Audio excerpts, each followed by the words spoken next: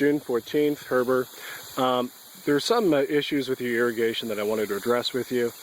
Right here you're seeing that your heads are turned to about two sections of about 30 degrees to each side, so that these areas are being hit by two heads, while these more dry areas in the middle are being mostly ignored. And my concern is two things. One, to avoid having that middle section being completely dead during the hot parts of the year, you might be encouraged to overwater, creating worse circumstances throughout the property. Second, drier areas tend to develop certain foods, wetter areas tend to develop other foods, and having these really close to one another are double jeopardy when you're in a mold-infested neighborhood. My suggestion is to adjust these so that these areas in the middle are getting just as much as these here, so that the moisture level is the same, and so you're not encouraged to overwater during the summer when these dry out. This side of the property where the AC units are, very good redundancy in your irrigation. You don't seem to have much of a problem here, except right here in the drier areas where your irrigation doesn't hit. As we've talked about, moles are attracted to extreme wet or extreme dry, and those don't get irrigation. You're probably not going to irrigate them. But areas like back here are areas of interest for the mole for that reason. And so that area hopefully won't remain a lure, but that kind of soil tends to still be alluring to moles, so just keep an eye on it. As you can see, the irrigation is trying to get into this area under the evergreens. It's a good idea to raise the bottom of these evergreens, the cut line, because what you're having, instead of even application, you're having a big drip line.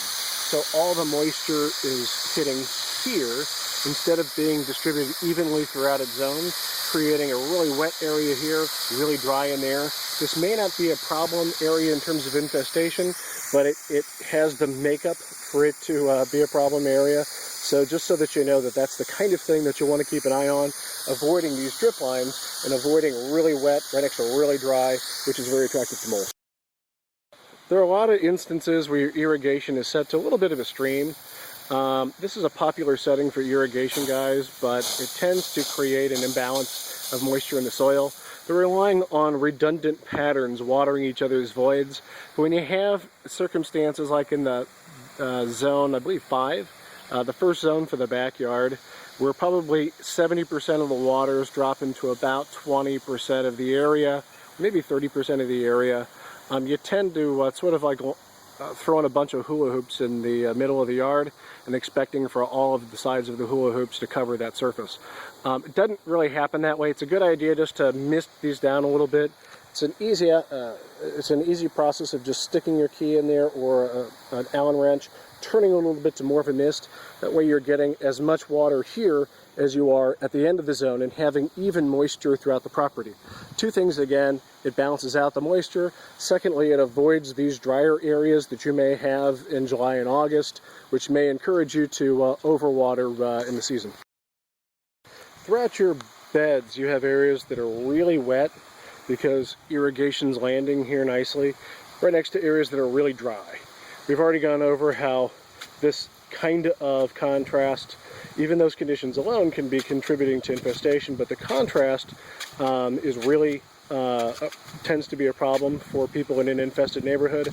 The areas where you're having infestation have those contrasts. It's a good idea to adjust your irrigation so that just as much as is dropping in the healthier areas is going to the infested areas, so that you can have that even mix so that this isn't so alluring. The areas that are infested throughout your property tend to be those areas. One last point, and obviously sort of the theme of this is that moisture really seems to be contributing to your infestation. One of the hard-hit areas of your property, this area back here, has everything working against it in terms of contributing to infestation. It has this head, which has a lot of drip right into this area. It's downhill, so it gets a lot of runoff. It has multiple heads that land right there, avoiding areas that it should be hitting because they're not properly set.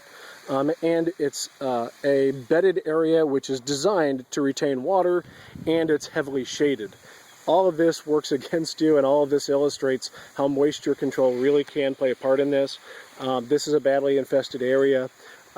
My suggestion is reduce the amount of water that goes to this area. Maybe clear out some of the brush so that it can get a little bit of sun for some respiration, and really kind of try to manage the moisture in here so that it's not always wet. If it's always